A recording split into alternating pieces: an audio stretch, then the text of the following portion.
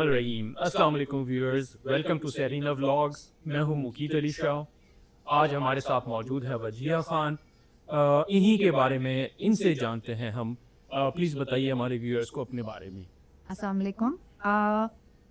I've done my bachelor's in counseling and therapies, and currently I'm doing my master's in health psychology. I have volunteering experience in mental health, and currently I'm working in the mental aid worker in one of the leading charities in UK. अच्छा, अब मैं कुछ सवालात आपके सामने रखूँगा जो कि ऑब्वियसली हमारे जो लोग हैं वो इनका जवाब चाहते होंगे। आप क्योंकि प्रोफेशनल हैं तो मैं कुछ सवालात आपसे पूछूंगा। सबसे पहला सवाल है कि सबसे कॉमन मिसकंसेप्शंस मेंटल हेल्थ के हवाले से क्या है और उनको क्लैरिफाई कैसे किया जाए। सबसे जो common misconception about mental health है कि किसी को भी अगर कोई एंजाइटी डिप्रेशन या कोई भी मेंटल हेल्थ से रिलेटेड इशू है तो उन्हें लोग पागल हैं, या ये कि उनको गुस्सा बहुत आता है और ये कि वो कुछ काम नहीं कर सकते। There is so much judgement about them. ऐसा कुछ भी नहीं है।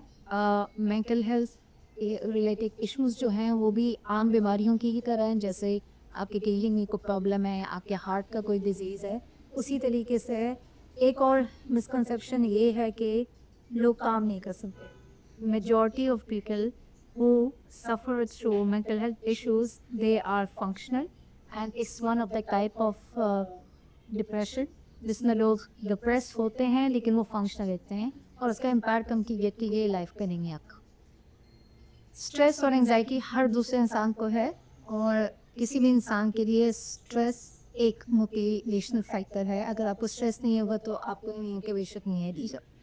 लेकिन अगर एक हद से ज़्यादा वो बढ़ जाए और वो आपकी लाइफ को, क्वालिटी ऑफ लाइफ को इम्पैक्ट करना शुरू करे, आपके रिलेशनशिप को इम्पैक्ट करना शुरू करे, देन दैट्स द प्रॉब्लम। दूसरी मिसकंसेप्शन ये भी है कि इस चीज़ का अगर एक मर्तबा हो गया तो फिर ये तो भी ख़त्म नहीं हो सकता। चीज़ें मैनेज हो जाती हैं। ये लोग बहुत ही अच्छे तरीके से अपनी ज़िंदगी गुजारते हैं। कुछ डिसऑर्डर्स ऐसे होते हैं जो लाइफ लॉन्ग होते हैं, लेकिन उनको भी मेडिकेशंस और थेरेपी, काउंसलिंग, उससे आप कंट्रोल कर सकते हैं। तो कोई चीज़ ऐसी नहीं है कि जिसका कोई इलाज नहीं है।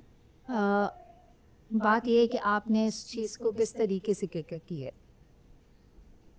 हम दूसरे सवाल की तरफ चलते हैं। मुझे आप ये बात बताइए कि एक कॉमनर कैसे एक डेली स्ट्रेस और डीपर मेंटल प्रॉब्लम में डिफरेंशिएट कर पाए। देखिए, इट्स प्रीटी सिंपल। आपको अपने वर्क प्लेस पे कोई टास्क मिलता है जो आपको स्ट्रेस क्रिएट कर रहे हैं, क्योंकि वो टास्क थोड़ा डिफ़िकल्ट है, आपको अपने कंफर्ट जोन से निकलना है, डेडलाइन है, या अगर फ़र्ज़ करें कि आपका कोई कॉन्फ्लिक्ट चल रहा है किसी कलीग के साथ, कोई भी इस तरह का इशू है, वो it's a kind of trigger for you that creates anxiety. अगर वो ट्रिगर दूर हो गया है, वो टास्क हो गया है, वो इशू रिजॉल्व हो गया है, आपकी एंजाइटी भी ठीक हो जाएगी, आपके जो मूड स्विंग्स है वो भी ठीक हो जाएंगे। लेकिन अगर वो सिम्टम्स परसिस्टेंट हैं and there is no trigger and still you are in a bad shape in terms of your attitude, आप इस तरीके से बिहेव कर रहे हो और आपको नींद नहीं आ रही, एपेटाइट बहुत ही ज़्यादा बढ़ गई है या बहुत ज़्यादा कम हो गई है, स्नैप बैक कर रहे हो, आपको खुद समझ नहीं आ रहा है कि आपका एटीट्यूड इसके पीछे रीज़न क्या है, और वो इतना प्रोलॉन्ग हो गया है, वो वीक्स पे चला गया है या मंथ्स पे चला गया है, and you are continuously feeling down, you are not yourself. वो चीज़ें जो आपको इंजॉयमेंट पहले लगती थी, अब आप उसमें इंजॉयमेंट फील नहीं कर रहे हो, कुछ अंदर खालीपन सा फील हो रहा है, that's where the problem exist. It means there is a deeper issue that needs to be catered. चलिए, अब आपका पाकिस्तान का भी एक्सपीरियंस है, यूके का भी एक्सपीरियंस, तो आपने दोनों सोसाइटीज़ में क्या डिफरेंट पाया है when it comes to mental health education. अपने एक्सपीरियंस से मैं ये चीज़ कह सकती हूँ कि अब देखें, इशू ये एक सारी दुनिया का है। मेंटल हेल्थ को कभी भी उस तरह से एक्नॉलेजमेंट नहीं मिली है। हर सोसाइटी में इसके बारे में कुछ मिथ्स हैं, टैबूज बने हुए हैं। There is lots of judgement for mental health. Acceptance हमारे यहाँ थोड़ी कम है, उनके यहाँ आ गई है, बेहतर हो गई है, स्टिल इट्स देयर। फिर उसमें ये एक डिफरेंस है कि मर्द और औरत का mostly women are the one who will come forward and acknowledge this and they will ask for help.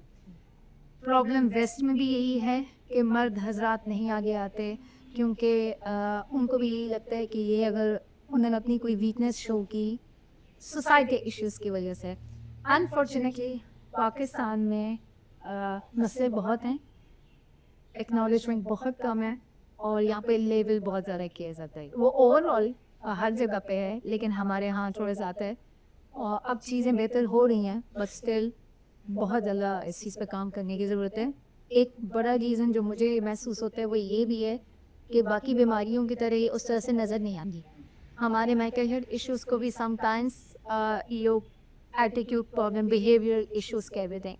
अब ये बड़ी कंफ्यूजिंग सी चीज़ है। समटाइम्स बाकी में बिहेवियरल इश्यूज़ होते हैं, उसका मेंटल हेल्थ से ताल्लुक़ नहीं होता, उसका समटाइम्स पेरेंटिंग से ताल्लुक़ होता है या एनवायरमेंटल फैक्टर्स होते हैं उससे ताल्लुक़ होते हैं। तो इस चीज़ को समटाइम्स अब्यूज़ भी किया जाता है कि आप एंग्जाइटी डिप्रेशन, हर बंदा कहेगी जी मुझे एंग्जाइटी डिप्रेशन है। उस चीज़ को उस तरह से भी यूज़ करना, अपने गलत एटीट्यूड को जस्टिफाई करने के लिए आप नाम लगा दें डिप्रेशन एंग्जाइटी का, वो भी गलत है। तो बहुत सारी चीज़ें हैं लेकिन ये कि एजुकेशन के लिहाज से पाकिस्तान अभी भी मुझे लगता है कि काफ़ी पीछे। अच्छा, मुझे can you share some of your experiences with patient if you feel appropriate? कुछ किस किस्म के आपके पास पेशेंट आते हैं? वहाँ पे ज़्यादा डिप्रेशन के होते हैं या एंजाइटी के ज़्यादा होते हैं, लेकिन किसी और मखसूस किस्म की बीमारियाँ होती हैं? तो अगर कुछ आप इम्पोर्टेंट पॉइंट्स बता सकें या इम्पोर्टेंट अपने एक्सपीरियंसेस बता सकें। जनरली वहाँ पे जो लोगों के अंदर है anxiety is very common, depression is very common और उसके कुछ रीजंस हैं। वहाँ का वेदर बहुत एक बड़ा फैक्टर है। फिर वहाँ का लाइफस्टाइल थोड़ा ज़्यादा बड़ा कैलकुलेटेड किस्म का होता है। और भी बहुत सारे सोशल इश्यूज़ हैं जिनकी वजह से भी वो है कि फैमिली सिस्टम वहाँ का इस तरह से स्ट्रॉन्ग नहीं है जिस तरह से। अच्छा, इसमें दो चीज़ें हैं, फैमिली ही की वजह से यहाँ पर भी लोगों को डिप्रेशन है, हालांकि फैमिली सिस्टम स्ट्रॉन्ग है लेकिन टू मच इंटरफेरेंस और उस किस्म के इश्यूज़ यहाँ हैं जिसकी वजह से लोगों को डिप्रेशन होता है। और वहाँ थोड़ा सा उल्टा हिसाब है कि वहाँ इतना ज़्यादा लोनलीनेस है कि कोई दूसरे से उस तरह से उनकी एक थोड़ा सा गैप आ जाता है, कम्युनिकेशन गैप, ये चीज़ों का गैप, तो डिस्टेंस की वजह से भी आ जाता है उनका। अच्छा, मैं पूछना चाहूँगा आपसे, ये जीन्स टू जीन्स ट्रैवल करती है या ऑल ऑफ सडन किसी को भी हो सकती है ये बीमारी? देखिए, हो तो किसी को भी सकती है, बहुत सारे फैक्टर्स हैं, जेनेटिक फैक्टर्स तो बहुत प्रोमिनेंट है ये।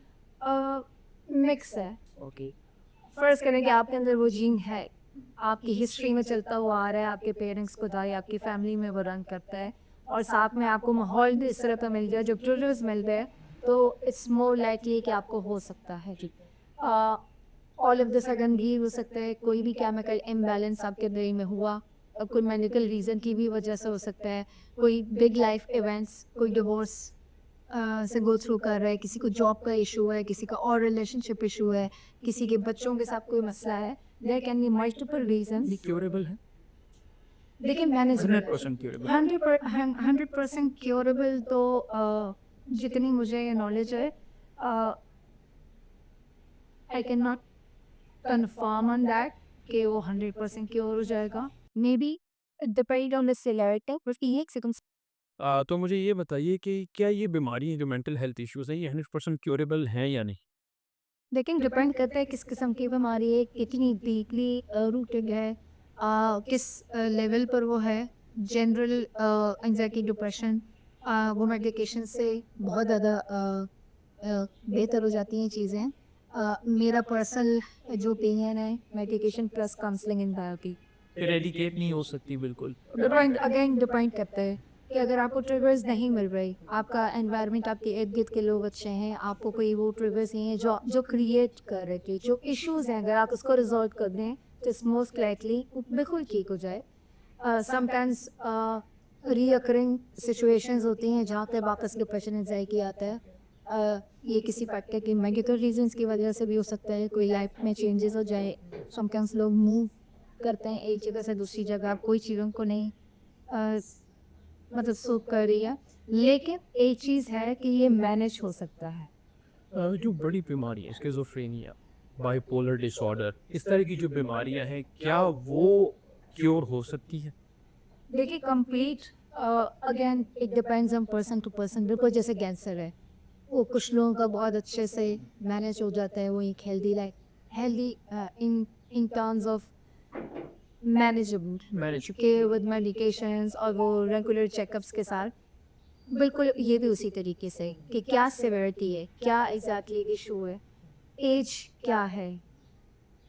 यंग लोगों में बहुत सारी बीमारियां ऐसी हैं कि जो टाइम के साथ, लेकिन देखिए एफर्ट उस इंसान ने भी डाली है, वो इंसान कितना विलिंग है। पहला स्टेप वहीं से स्टार्ट हो जाता है जब कोई इस चीज़ को एक्नॉलेज करे और टाइमली चीज़ों को ट्रीट किया जाए। अब अगर आप कोई चीज़ बहुत ज़्यादा बिगड़ गई है तो ऑब्वियसली चांसेस उतने कम, आगे रिकवरी प्रोसेस जो है वो बहुत प्रोलॉन्ग हो जाता है। हाँ। चलें, थैंक यू सो मच। आज आपने बहुत ज़्यादा इन्फॉर्मेशन, बहुत ज़बरदस्त इन्फॉर्मेशन हमारे व्यूअर्स को दी है। So nice of you. तो आज के लिए इतना। फिर किसी और ब्लॉग के साथ आपके सामने हाजिर होंगे। Thank you so much. अल्लाह हाफिज़। अल्लाह हाफ़िज़।